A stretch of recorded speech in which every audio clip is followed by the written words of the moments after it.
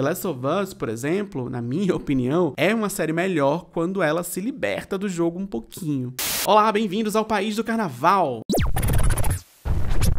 Acabou, né, o carnaval? Faz um mês já. Nesse caso, feliz ano novo. Enfim, meu nome é Thiago e neste canal a gente fala sobre cultura pop e coisas horríveis. Se você gosta dos meus vídeos, não esqueça de dar um joinha, se inscrever no canal, essas coisas todas aí que o pessoal fala que a gente tem que fazer. E a gente tá de volta hoje com ela, a hora da hora. Pontualmente na terceira semana do mês, exceto quando eu faço em outras semanas do mês, ou quando eu simplesmente não faço porque eu não sou obrigada. Esse é o quadro desse canal em que eu respondo perguntas da audiência, dúvidas, questionamentos, questões, angústias, todo tipo de coisa. Perguntas sobre cultura pop, de uma forma geral, porque essa é a seara que eu cubro aqui neste humilde canal, incluindo, mas não restrito, a cinema e TV. A gente geralmente tá mais pro lado audiovisual da coisa, embora eu, pessoalmente, não tenha preconceitos. E falando em audiovisual, esse vídeo é patrocinado. Olha que bacana. Eu já falei algumas vezes aqui sobre os cursos da EBAC, a Escola Britânica de Artes Criativas e Tecnologia, e hoje eu vou falar um pouco sobre o meu peixe, que é o quê? O audiovisual. Se você for agora no site da EBAC e clicar em audiovisual, vai aparecer uma série de cursos na área, dos mais diversos, inclusive. Tem roteiro, tem design de animação, edição de filmes, motion design e vários outros. Todos esses cursos são conduzidos por profissionais do mercado que estão ali para te ajudar a se inserir no mercado. A EBAC disponibiliza para você também tutorias individuais e ferramentas para te ajudar a começar a trabalhar, porque isso às vezes é um probleminha também. Enfim, a lista de cursos relacionados ao audiovisual é bem grandinha e quando você clica em cada um desses cursos, aparecem várias informações que podem te ajudar a escolher qual deles você quer fazer. Tem avaliações dos alunos, média salarial de cada área e informações gerais sobre a profissão em si. Várias coisas. Esse mês tá rolando a promoção do mês do consumidor. Durante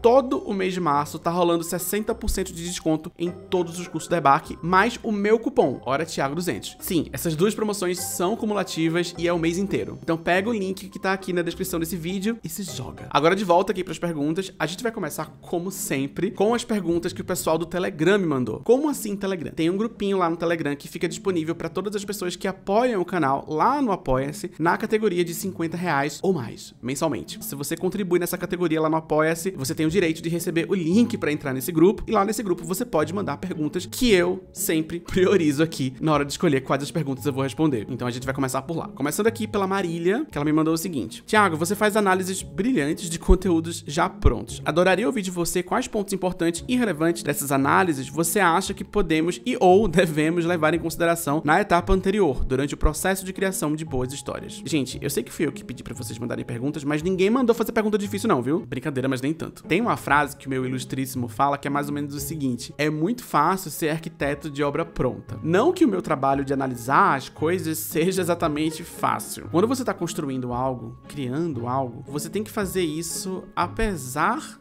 das dificuldades que você encontra no meio do caminho. E isso inclui também vídeos no YouTube analisando coisas que outras pessoas fizeram.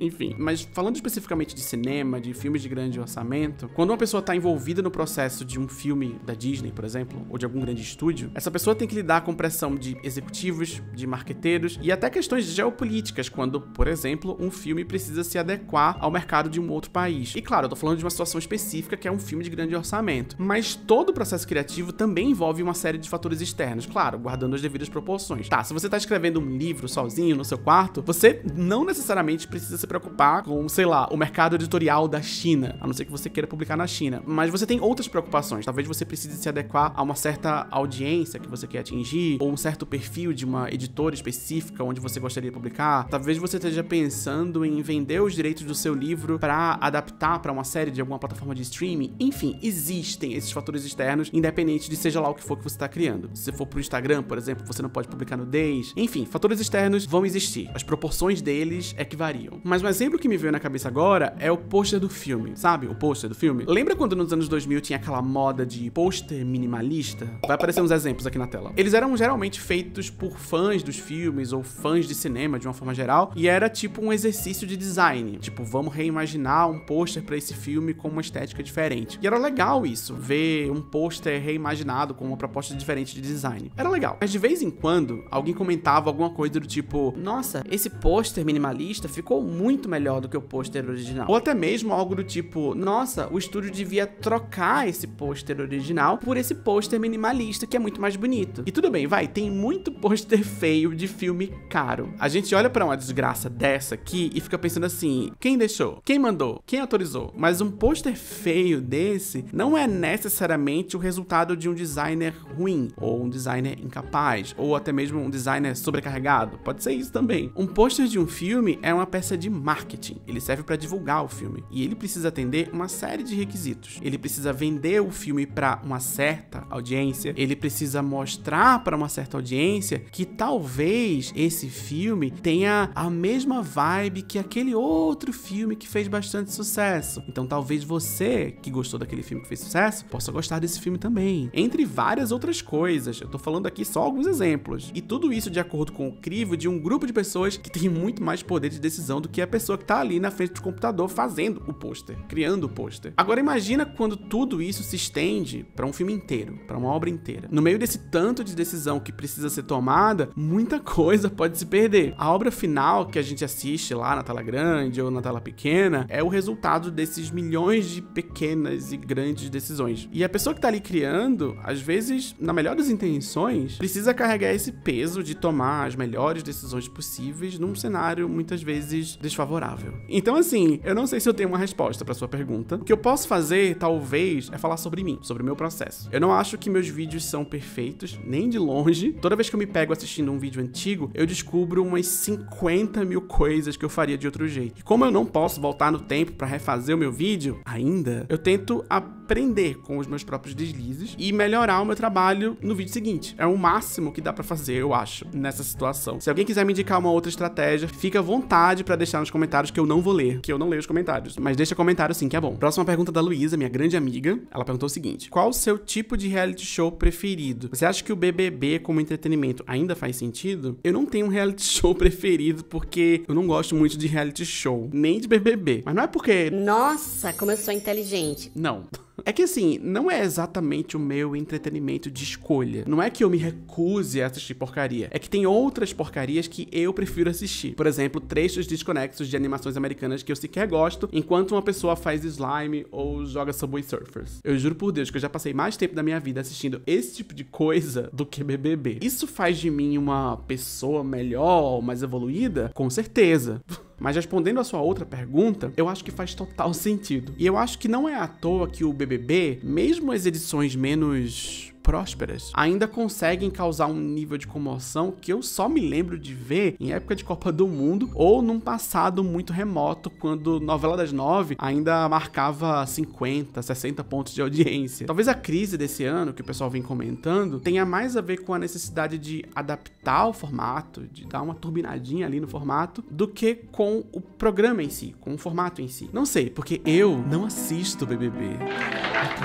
Mas eu acho que tem uma conversa interessante aí escondida no meio dessa pergunta, pra gente pensar sobre a relação entre a TV e a internet, a compulsão e o pavor por exposição e cancelamento, o efeito mamacita, a ascensão de Instagram de fofoca e páginas tipo Choquei, essas coisas. É um assunto maior do que 2 minutinhos, com certeza. Pena que eu não assisto BBB. Fazer o quê? Próxima pergunta que mandou foi o Alisson. Queria muito saber seu top 3 obras do entretenimento do ano passado. Série, filme, livro, canal no YouTube, etc. Vale tudo. Olha, eu sou péssimo com ranking porque a minha memória é péssima. Eu assisto as coisas, eu gosto das coisas e aí eu esqueço delas. Mas eu vou tentar lembrar de alguns aqui de cabeça. De filme que eu vi ano passado, eu destacaria o Não Não Olhe, do Jordan Peele, o Brasileiro, Marte 1, maravilhoso, chorei no cinema, foi tudo. Teve também o Pinóquio, do Guilherme Del Toro, que saiu no final do ano passado, eu adorei. E claro, né, o grande sucesso, Tudo em Todo Lugar ao Mesmo Tempo. Um filme que foi unanimemente aclamado e que ninguém falou mal no Twitter.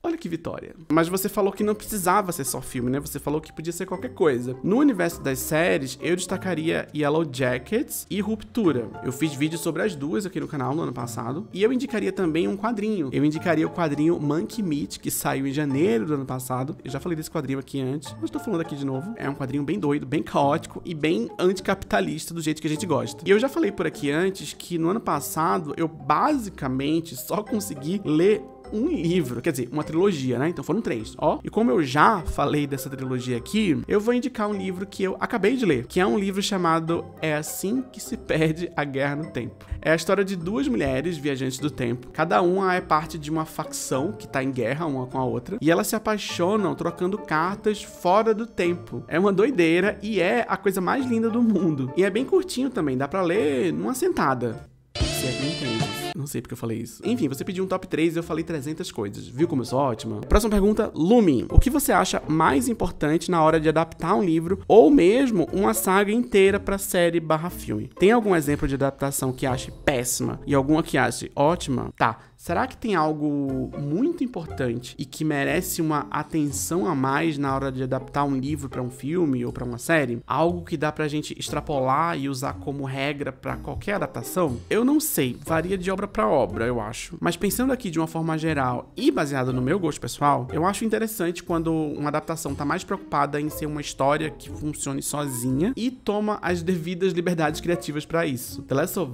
Us, por exemplo, na minha opinião, é uma série melhor quando ela se liberta do jogo um pouquinho. Eu não me importo muito com aqueles momentos que replicam frame a frame uma cena do jogo, não. Mas eu gosto quando a trama se aprofunda em algum momento ali que não aparece na obra original. Inclusive, só um adendo aqui, eu não joguei de fato The Last of Us, mas eu consegui assistir um gameplay inteiro do primeiro jogo. E eu tô em dia com a série. Então eu não tô falando de achismo da minha cabeça, não. Eu sei o que acontece no jogo e eu tô em dia com a série. O primeiro jogo, pelo menos. O segundo eu não cheguei lá ainda, não. Mas voltando aqui pro assunto, por outro lado, tem aquelas adaptações que parecem não entender muito bem qual que é o apelo da obra original, ou que fracassam como história porque acabam se transformando numa outra coisa que não é tão interessante quanto a obra que foi adaptada. Tipo, por exemplo, o filme Watchmen, do Zack Snyder, de 2009, e, sei lá, os filmes do Hobbit também. Puxando aqui alguns exemplos de cabeça. Tem ainda um terceiro caso, que é aquela adaptação que tá tão preocupada em ser fiel à obra original, que ela deixa de ser uma boa história na mídia onde ela tá sendo contada. O Iluminado, por exemplo, é um caso interessante. A gente tem essa adaptação de um livro do Stephen King, em que o autor do livro detestou a adaptação, que é um filme do Stanley Kubrick.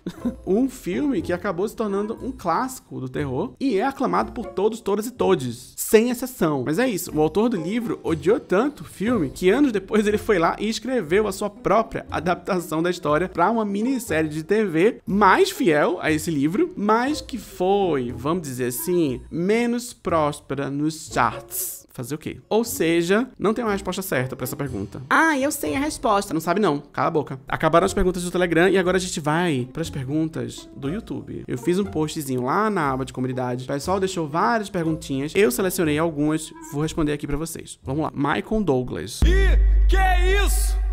Michael Douglas! Qual a sua opinião sobre vampiros? Pergunto isso pois, ao assistir o último vídeo sobre a questão dos zumbis, fiquei pensando nas diversas interpretações que podem ser feitas a respeito da figura do vampiro. A temática vampiresca também quer dizer alguma coisa? Crepúsculo pode nos ensinar mais do que as suas aparentes trivialidades? Eu não diria exatamente Crepúsculo. Quer dizer, eu acho que dá pra espremer significado de qualquer coisa se a gente fizer um esforcinho. Mas eu, pessoalmente, não escolheria Crepúsculo. Fica à vontade quem quiser escolher, tá? Absolutamente nada contra.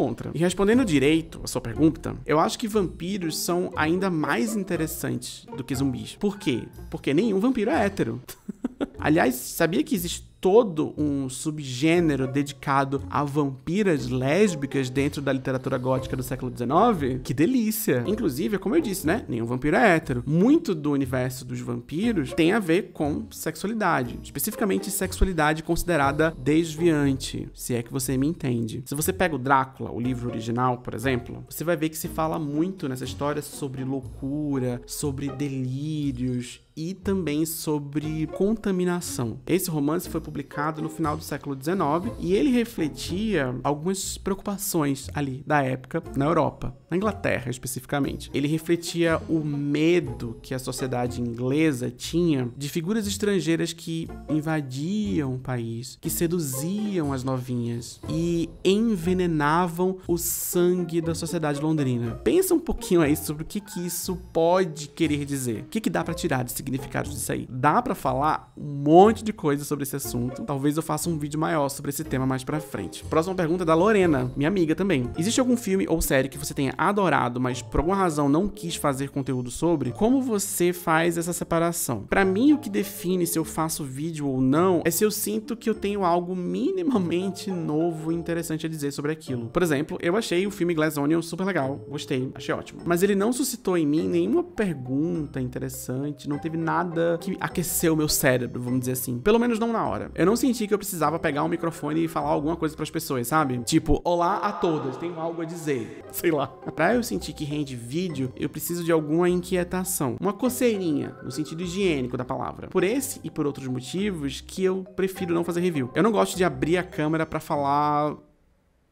qualquer coisa. O máximo que eu consigo fazer nesse sentido são esses vídeos respondendo pergunta. E olhe lá, viu? Próxima pergunta. Cosmilio, uma pergunta. Você acha que tem como renovar o gênero fantasia com uma perspectiva racializada, ainda usando uma ambientação medieval? E aí a pessoa colocou entre parênteses, né? Já que, né, medieval igual a Idade Média na Europa, civilizações feudais e etc. E se não, você tem alguma ideia? E mais outro parêntese. O meu medo é que, se não for medieval, não vai mais se encaixar no gênero fantasia. Eu vou responder de trás pra frente. Primeiro que nem toda fantasia precisa ser medieval, né? O gênero fantasia, como a gente conhece, como ele se consolidou, ele se constrói a partir dessa ideia de fantasia medieval. Isso é um fato. O gênero fantasia, como ele se consolidou. Fantasia é uma coisa muito mais ampla, mas essa ideia de fantasia literária, de literatura fantástica, tá muito ligada à fantasia medieval. Nisso você tem razão. Mas hoje, esse tipo de história já é muito mais diverso, já tem várias manifestações desse tipo de história, tanto na literatura quanto no cinema e na TV também. Segundo ponto, na verdade, é um parêntese. Você não chegou a falar isso com todas as letras, mas ficou implícito aqui a ideia de que fantasia medieval, Idade Média, civilizações feudais, etc. Eu não sei se foi isso que você quis dizer, mas acredito que você estava falando sobre a possibilidade de colocar uma perspectiva racializada num contexto onde a gente está falando de civilizações europeias, portanto, todos são brancos, certo? Eu acho que foi isso que você quis dizer de uma forma meio... Não ficou exatamente direto, mas eu acho que tem algo disso aí. Mesmo se não foi isso que você quis dizer, talvez tenha pessoas que estão assistindo que estejam pensando nisso. Existiam pessoas negras na Europa medieval, tá? Isso é um fato da vida. É uma realidade material. As pessoas viajavam. Essa ideia de que existe, sei lá, quase que uma linha que separa a Europa da África e que quem nasce na África é assim e quem nasce na Europa é de outro jeito, isso aí é parte da lógica, da forma como se construiu a ideia de raça a partir da colonização. As pessoas viajavam, sempre viajaram. O mundo sempre foi globalizado, né? Claro que, né, no Oceano Atlântico era uma viagem um pouco mais difícil, mas entre a Europa e a África, o Oriente Médio e a Ásia, existia intercâmbio cultural, existia intercâmbio comercial, existia trânsito de pessoas, existiam, inclusive, vikings negros. Isso é um fato material da realidade, tem registros disso. Então, essa ideia de que porque é medieval, em tese só poderia ter gente branca, justificar, né? Só tem gente branca aqui porque a fantasia é medieval, porque se passa na Europa, então só pode ter gente branca. Isso não se sustenta. Se você quer escrever uma história só com gente branca, aí é uma escolha sua, entendeu? Agora você pode colocar, dá pra colocar, e ainda ser historicamente correto. Além disso, a gente tá falando de ficção especulativa. Se você consegue imaginar uma Europa medieval onde existem dragões, por que você não consegue imaginar uma Europa medieval onde existam pessoas negras, asiáticas, amarelas, enfim, uma diversidade aí, étnica e racial? Aí pode ser uma questão, uma limitação sua. Não sua a pessoa que fez a pergunta, tá? Limitação aí de pessoas que usam essa desculpa pra só escrever personagens brancos.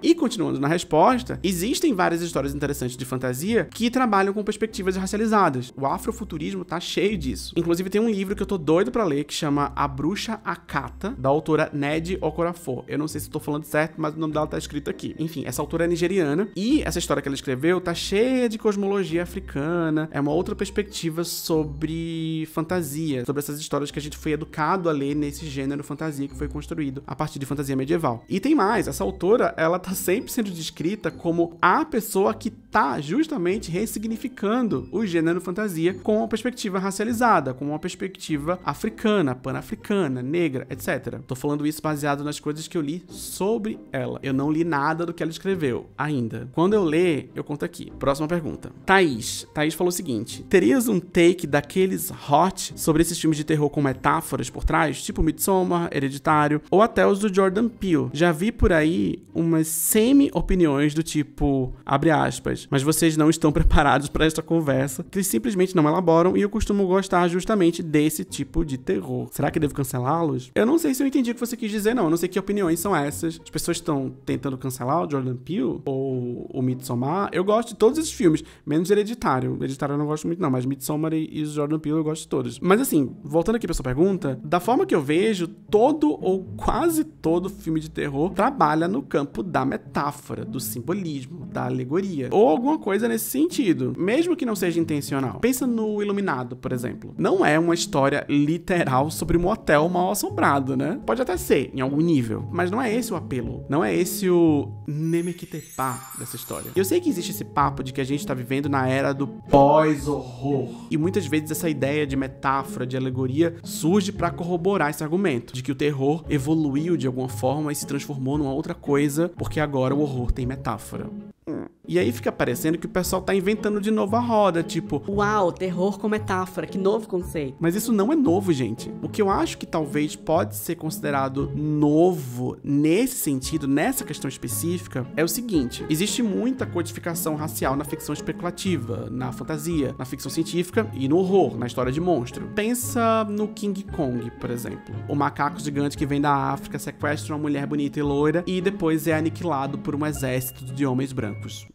Esse é um exemplo que eu sempre cito, porque ele é muito didático. Existe uma conotação racial ali. Se tá no nível da consciência, se foi intenção do autor, do diretor, aí é um outro papo que não importa muito. Aí a gente traz pro dia de hoje, a gente tem essas figuras como Jordan Peele, um diretor que entende que existe esse viés racial na nossa ficção, no cinema, que sabe que as nossas histórias refletem questões que estão enraizadas na nossa cultura, inclusive preconceitos. E sabendo disso, ele vai lá e deliberadamente decide subverter isso a favor de uma narrativa que faz a gente refletir sobre essas questões, que não só reproduz esses preconceitos e essas ideias enraizadas, que provocam uma reflexão, uma discussão. E é por isso que é legal, mas novamente, também não é algo exatamente novo. A gente só tá vendo isso aparecer um pouco mais agora no cinema mainstream, com um diretor que é um cara visionário, um cara que tem um domínio da técnica, que tem um domínio visual, que conta histórias muito bem. Não tô falando isso pra desmerecer o Jordan Peele, nem nenhum desses diretores. Ele é foda, ele é um cara foda. Tô falando isso só pra gente lembrar que ninguém tá inventando a roda de novo, não. A roda, ela tá aí há um tempão já, rodando. A próxima pergunta é da Maria Clara. Gosto muito do seu vídeo sobre o tal do botão pra pular cenas de sexo, pois eu, como ávida defensora da safadeza, acho que tudo deveria ter cena de safadeza sim. Concordo com você. Você acha que essa ressurgência de discursos conservadores em relação à arte chega até a relar um pouco em retórica, palavra com N aqui, em retórica esse trem de ser super moralista e ficar taxando tal arte como degenerada? Porque às vezes eu tenho essa forte impressão.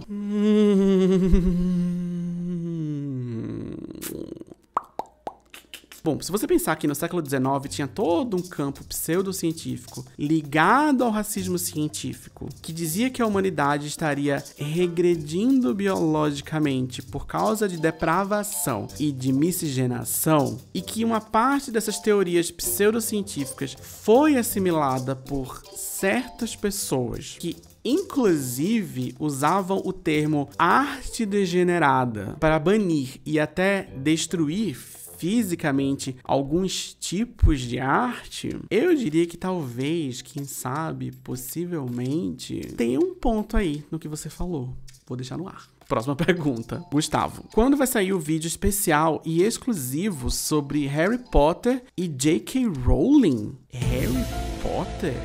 J.K. Rowling? Quem são esses? Nunca ouvi falar.